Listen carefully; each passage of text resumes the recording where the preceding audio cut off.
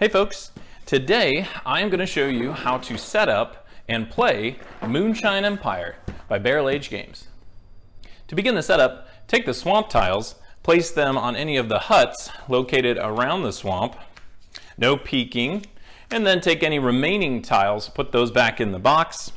Then you're going to take the police, place them here, and the Gators, and they're going to go here on this path around Pappy's Tavern.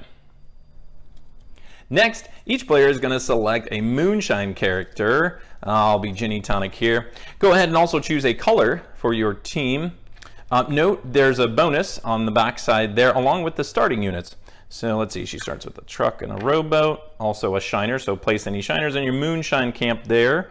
She starts with a single still and a $70 moonlight. Go ahead and place that nearby along with any of your extra cousins here. They'll be joining you later on, and your delivered jug crate. Once all players have selected their Moonshine character and gotten their starting units, go ahead and place the money nearby along with the vehicles and Moonshine tokens so everyone can get to it easily. Next, take the auction card deck and go ahead and remove any of the cards that have penalty points or reward points. Take those out of the deck. We're going to use those later on. Shuffle up the auction card deck real well. Place that nearby. Also shuffle up the customer card deck. Shuffle that up, put that nearby. And that completes setup. Now that setup is complete, go ahead and take the challenge card deck, shuffle it up real good, and then deal each player 3 challenge cards. Each player is going to keep one, going to discard one, and then pass one challenge card to the player on their left. Now that that's complete, we're ready to start the first round.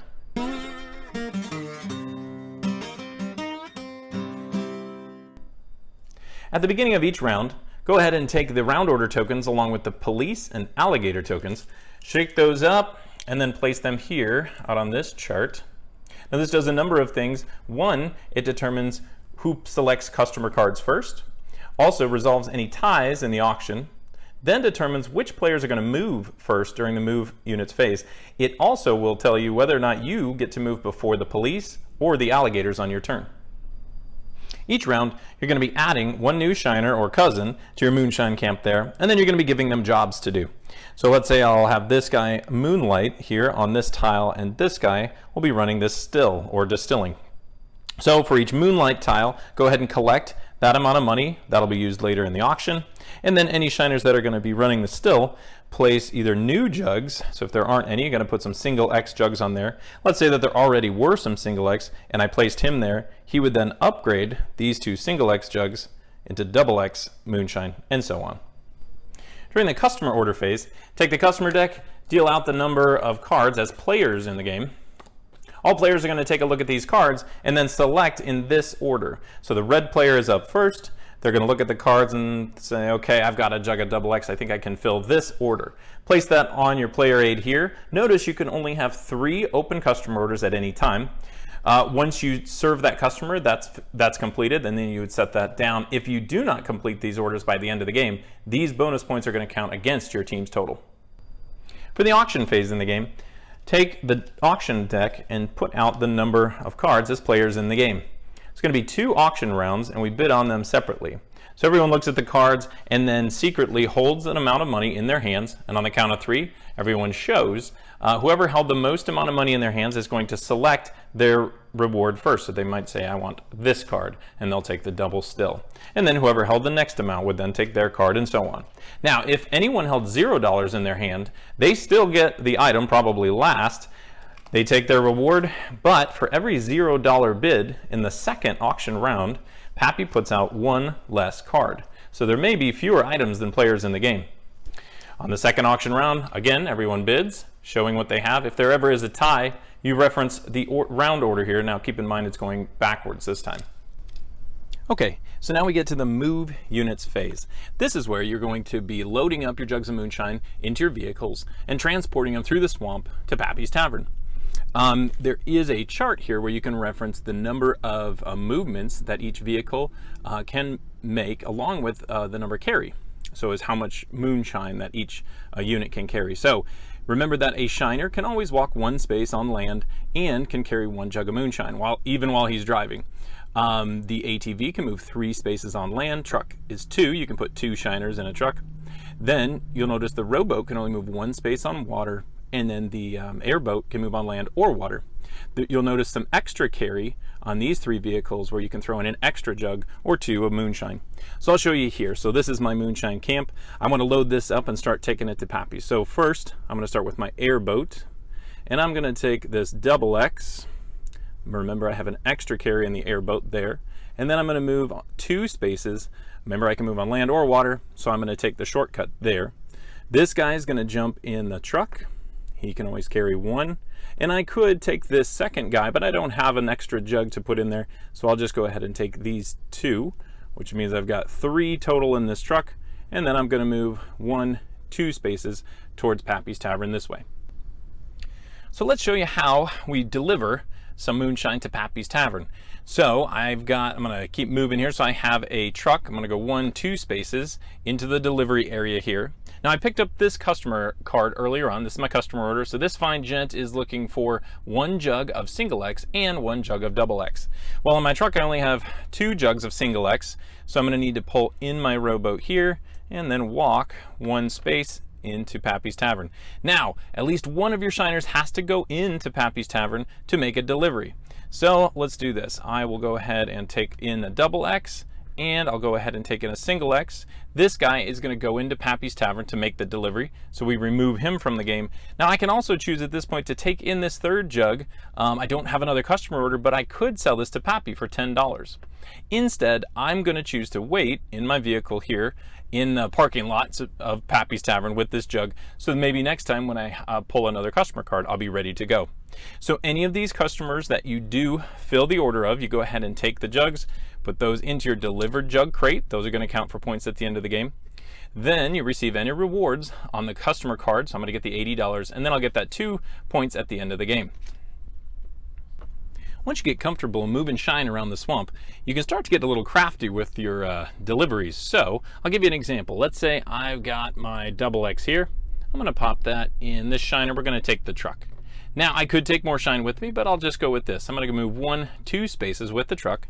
Remember, I can move 1 more space with my shiner, and I notice there's an empty ATV here. Now I can jump in this ATV and continue moving.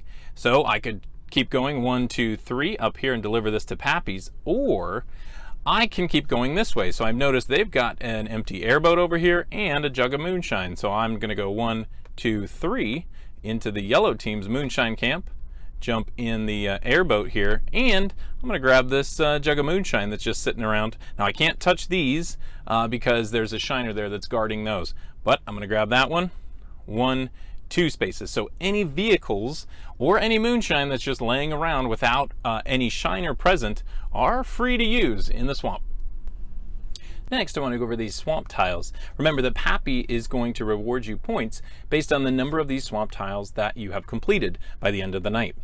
So this is still in the movement phase. So these guys will go ahead and load this guy up with a double X and a single X, and he'll take his airboat and we'll go 1, 2 over here. Now when you finish or complete a move on a swamp tile, you go ahead and flip that tile over and then read what it says. This one says, find a fisherman who needs a rowboat. Lose a rowboat here for a jug of triple X. Well, that's nice. Maybe on the next round or so, I'll bring this rowboat over there. So we'll say then this guy is going to jump in this truck, take this jug of single X, and then he's going to go 1, 2. Remember that a shiner can also move 1 space, so that could be after the move of the vehicle.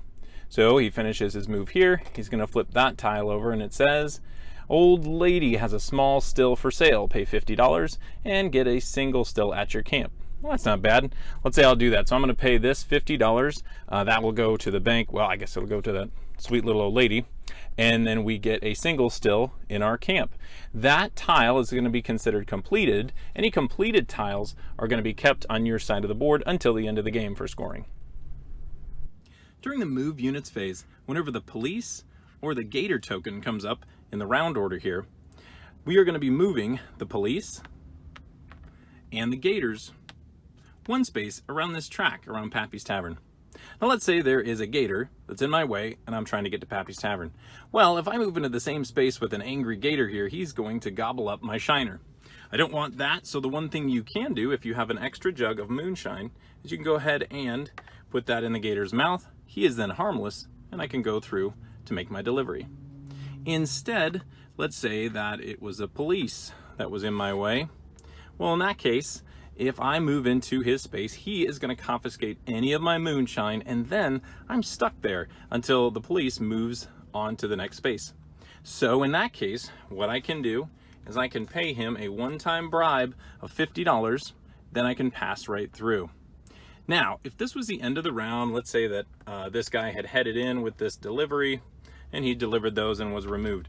Now at the end of the round, you're going to go ahead and remove, Pappy has towed any abandoned vehicles that are in his parking lot. He's going to have those towed, so remove those. Any gators are going to swallow any jugs of moonshine they have, and any bribes are going to be pocketed there, starting up the next round.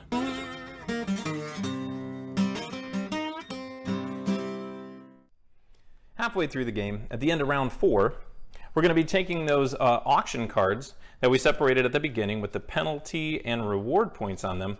We're going to be shuffling those back into the auction deck. Shuffle those up real well, and then deal each player 3 new challenge cards. These are going to be combined with your 2 original cards, and at this point in the game, you get a chance to discard any 2 cards that you think you will not be able to accomplish by the end of the game. Go ahead, discard those, and keep in mind that any cards you do not accomplish by the end of the game will count as negative points. At the end of the 8th round, when the police and gators have returned to their starting positions, it's time to do the end game scoring. So the first thing you do is add up the total number of X's on the delivered jugs in your crate. Next up would be the served customers, so any customer cards you were able to serve throughout the game. Keep in mind, subtract any points of customers that were not served by the end of the game. Next up would be ending cash, so it's 1 point for every $50 you have at the end of the game.